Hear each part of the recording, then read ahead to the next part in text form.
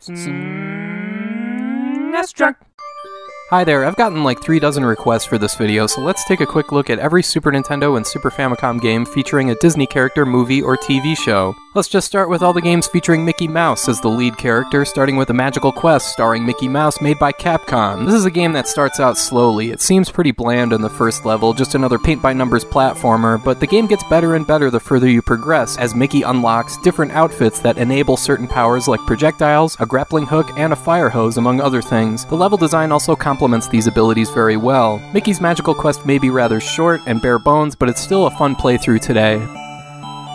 There's 2 sequels to that game, the first being The Great Circus Mystery starring Mickey and Minnie, and as the title suggests, this game is 2-player co-op, and that's really the only major difference from the first game. It's still 6 levels, and there's still 4 outfits you unlock and switch between as you play. This time around it's stuff like a vacuum cleaner and a hobby horse with a toy gun. The graphics and sprite animation are a bit better, and the settings are a bit livelier as well, so if you liked the first game, you're sure to like this one too, especially if you're looking for a decent co-op platformer.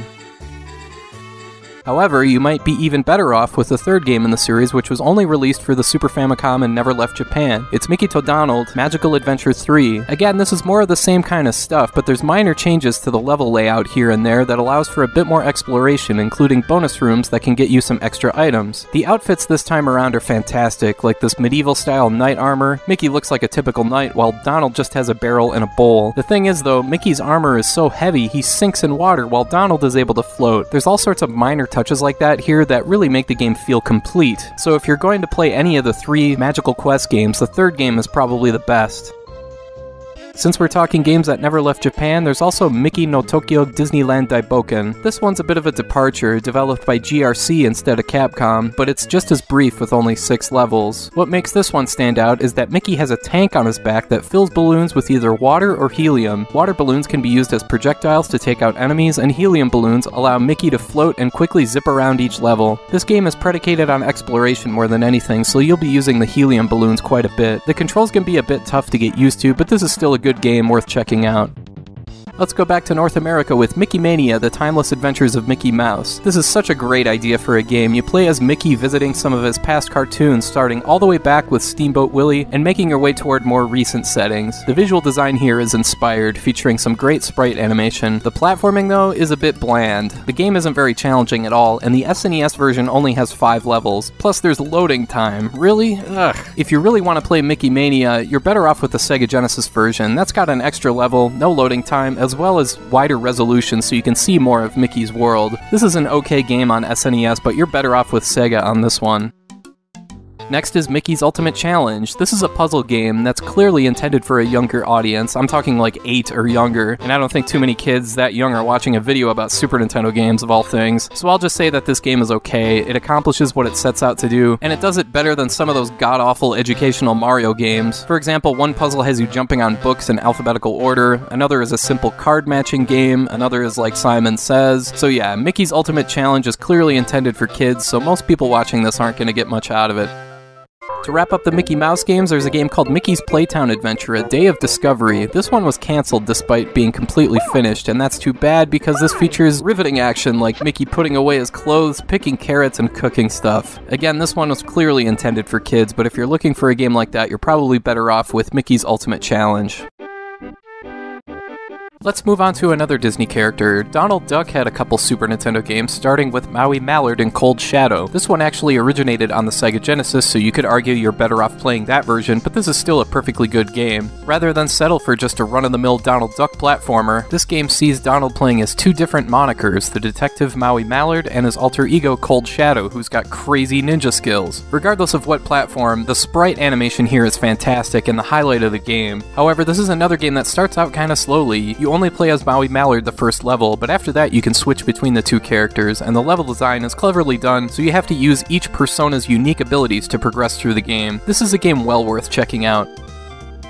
Donald Duck no Maho no Boshi is another Japan-only game for Super Famicom, and again, the sprite animation here is so good. I guess something about Donald brought out the best in artists and animators or something, I don't know. The gameplay here is a bit goofy, however. Each level has a different challenge. First you're on a bike delivering mail, next you're hopping around on a building ledge, washing windows, then you're retrieving a canary without waking up the guard dog. The idea is that you're working for money to buy Daisy Duck a new hat for her birthday. So yeah, the gameplay is pretty limited to say the least, but still, I can't help but admire how this game looks. It captures the Disney art style and movement so well, so if you're really into Disney or Donald Duck, then this is a game worth checking out.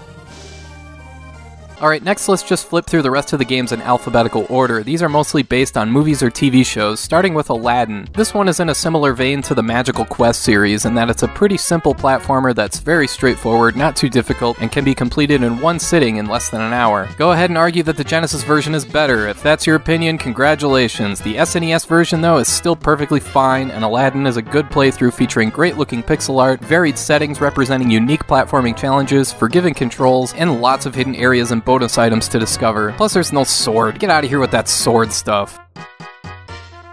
Next, there's another Super Famicom release that never left Japan. It's Alice Snow Paint Adventure. And hey, check it out, it's a Mario Paint type game based on Alice in Wonderland. Well, kind of. The paint options are pretty limited. It's pretty much just a coloring book with some really easy mini-games thrown in. It is at least compatible with the SNES mouse. But hey, I can definitively tell you, this is a game that does in fact exist.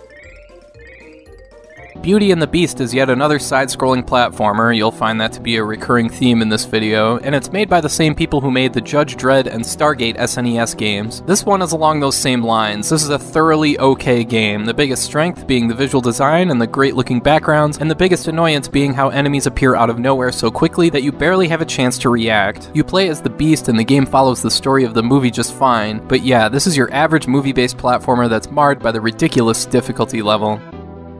Bonkers is a game I did a video on not too long ago. It's based off of the old Disney Afternoon TV show and was made by Capcom. However, it plays a lot like a Konami game, that being Tiny Toon Adventures Buster Bust Loose, because it has the same speed meter that allows you to sprint through stages and take out any enemies and obstacles in your way. There's 5 levels here with 2 stages each, and again, this is par for the course for Capcom Disney games. It's short, sweet, and well made, but don't expect too much because you'll finish the game before you know it. Goof Troop is in the same boat as Bonkers. It's based on a Disney Afternoon TV show and developed by Capcom, but this is a top-down action game predicated on solving puzzles to move on to the next area. This is easily one of the best games on this list and one of the best multiplayer games on the Super Nintendo because it has both players working together to open up pathways while taking out enemies. Don't get me wrong though, this game has every bit as good of a single-player experience as well, which just goes to show how cleverly designed Goof Troop is. There's 5 levels with a boss fight at the end of each and a password system to track your progress, and you use everything around you to get by. Pots, boards, barrels, keys, and tools like shovels and hook shots. If you like simple puzzle-solving action games like this, then Goof Troop is a must. It toes the line between a simple, straightforward interface with smart puzzle design. Back to the side-scrolling platformers we go with Jungle Book. You play as Mowgli as you climb vines, swing from vines, and climb more vines and swing from more vines. The levels are huge here, with the goal being to collect a certain number of gems, then finding a certain character placed somewhere in the level so you can progress with the story. This is yet another game that looks really good. The sprite animation is impressive, and overall the game accurately captures the spirit of the film. My main nitpick is the controls are pretty slippery and take some getting used to, but this is a perfectly okay game. I'd take it over something like Beauty and the Beast. Next we have The Lion King, and if you remember, I listed this game as one of the toughest on the Super Nintendo. This is one of those games that could be okay, as long as you're okay with spending hours mastering it. Like this section here, where you have to be insanely precise with grabbing onto these hippo tails, or this section here, where you have to arrange the monkeys a certain way so they throw you in the correct direction. I mean, come on, this game is just ridiculous. I can't call it bad, because there are some redeeming qualities here, like the music, and of course, like every other game on this list, it looks fantastic, but the difficulty here is a deal breaker. Pinocchio is yet another side-scrolling platformer, but this game is actually pretty dang good. I know I sound like a broken record saying this, but man, these Disney games have some great sprite animation. Well, I mean, it is Disney, of course the artwork is going to be great. This game has a very similar feel to it as stuff like Lion King and Mickey Mania, but it's not nearly as difficult as Lion King or nearly as bland as Mickey Mania. So this is one I can recommend. It's a very short game, but it's decent enough for a single-player platformer. Timon and Pumbaa's Jungle Games is of course based on the two comic relief characters from The Lion King, and this game appears to have been created solely to cash in on their popularity, because all this game is 4 mini-games: pinball, a gallery shooter, a Frogger ripoff, and a Space Invaders kind of game where Pumbaa belches at incoming enemies. Each mini-game is fine, I guess, although the gallery shooter stage isn't that good. But yeah, it's just 4 mini-games. You're better off skipping this one.